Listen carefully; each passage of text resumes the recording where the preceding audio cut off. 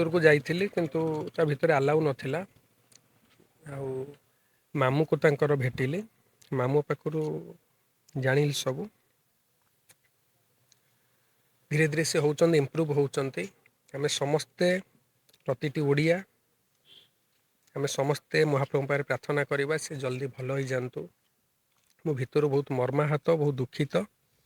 ମୁଁ ମହାପ୍ରଭୁଙ୍କ ପାଖରେ ପ୍ରାର୍ଥନା କରୁଛି। ଓଡ଼ିଶାର ଜଣେ ସୁନାମଧନ୍ୟ କଣ୍ଠଶିଳ୍ପୀ ସିଏ, ଯାହାଙ୍କ ଗୀତ ଏମିତି କିଛି ଯାଦୁ ଥାଏ, ପ୍ରତିଟି ଓଡ଼ିଆ ଦର୍ଶକ ଝୁମି ଉଠନ୍ତି।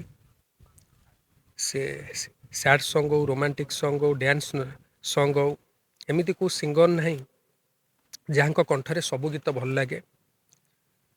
2016 ମସିହାରେ ଯେବେ ଗୀତ ଶୁଣିବା ବନ୍ଦ କରିଦେଇଥିଲୁ ଆମେମାନେ, ଯେତେବେଳେ ଗୀତ ଚାଲୁନଥିଲା, ସେହି ସମୟରେ ହ୍ୟୁମାନଙ୍କର ଆବିର୍ଭାବ ହେଇଥିଲା।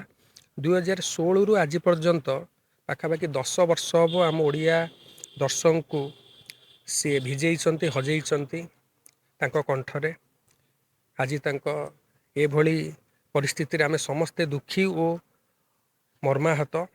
ମହାପ୍ରଭୁଙ୍କ ପାଖରେ ଆମେ ସମସ୍ତେ ମିଳିମିଶି ପ୍ରାର୍ଥନା କରିବା ସେ ଜଲ୍ଦି ଭଲ ହେଇଯାଆନ୍ତୁ, ଆମ ସମସ୍ତଙ୍କ ପାଇଁ ପୁଣି ସେମିତି ଗୀତ ଗାଆନ୍ତୁ, ସେମିତି ମନୋରଞ୍ଜନ କରନ୍ତୁ। ଯୋଉ ଡାକ୍ତରୀ ଟିମ୍ ତାଙ୍କ ଚିକିତ୍ସାରେ ଲାଗି ନାଇଁ, ଭିତରକୁ ଯିବାକୁ ଆଲାଉ କଲେନି, ଯେହେତୁ ଡିରେକ୍ଟର ଆସିଥିଲେ, ସିଏମ୍ ଫୋନ୍ କରିଥିଲେ, ଡିରେକ୍ଟର ପର୍ସନାଲି ଆସିଥିଲେ, ତ ସେଥିପାଇଁ ଡାଇରେକ୍ଟର ଭିତର ସହ ଦେଖା ହେଇଛି।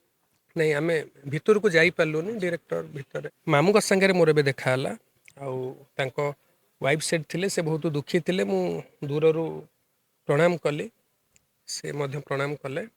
ଆଉ ତାଙ୍କ ମାମୁଙ୍କ ପାଖରୁ ସବୁ ବୁଝିଲି, ସେ ଧୀରେ ଧୀରେ ଇମ୍ପ୍ରୁଭ୍ ହେଉଛନ୍ତି। ଆମ ଓଡ଼ିଶା ସରକାର ମଧ୍ୟ ବହୁତ ଷ୍ଟେପ୍ ନେଇଛନ୍ତି, ମୁଖ୍ୟମନ୍ତ୍ରୀ।